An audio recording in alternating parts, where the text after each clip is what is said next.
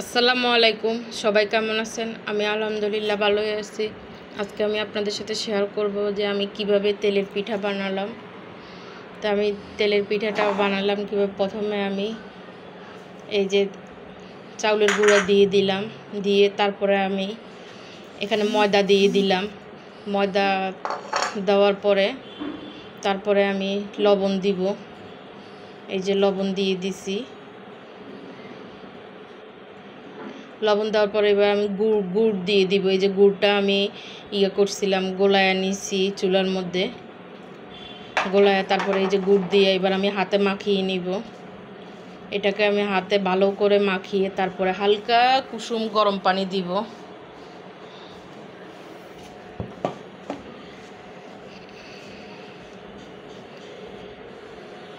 এই যে হালকা কুসুম গরম পানি দিচ্ছি, দিয়ে আবারও আমি হাত দিয়ে ভালো করে মাখিয়ে নিব। মাখিয়ে আমি এটাকে 3-4 ঘন্টা রেস্টে রেখে দিব।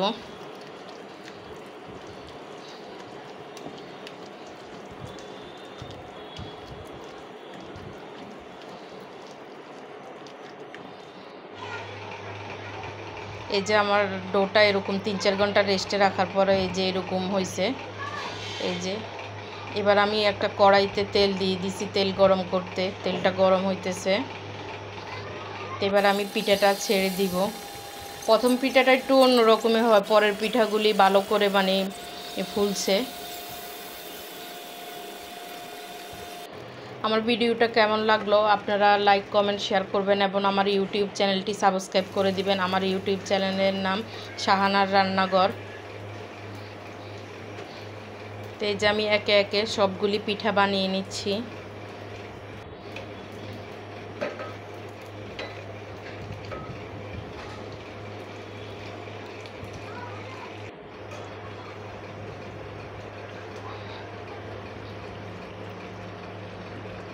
এই যে আমি একটার পর একটা পিঠা বানিয়ে নিচ্ছি, বানিয়ে তারপরে উঠে নিচ্ছি একটা প্লেটে।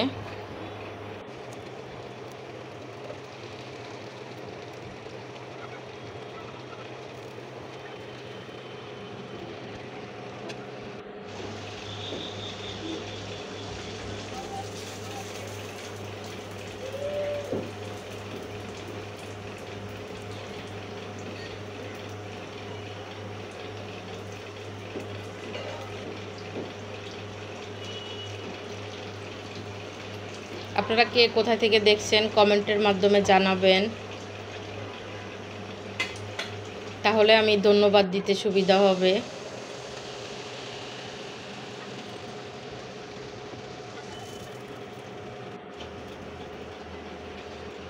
এই পিঠাটা সুন্দর ফুলছে, সুন্দর হয়ে অনেক সুন্দর হয়েছে এই পিঠাটা ফুলে।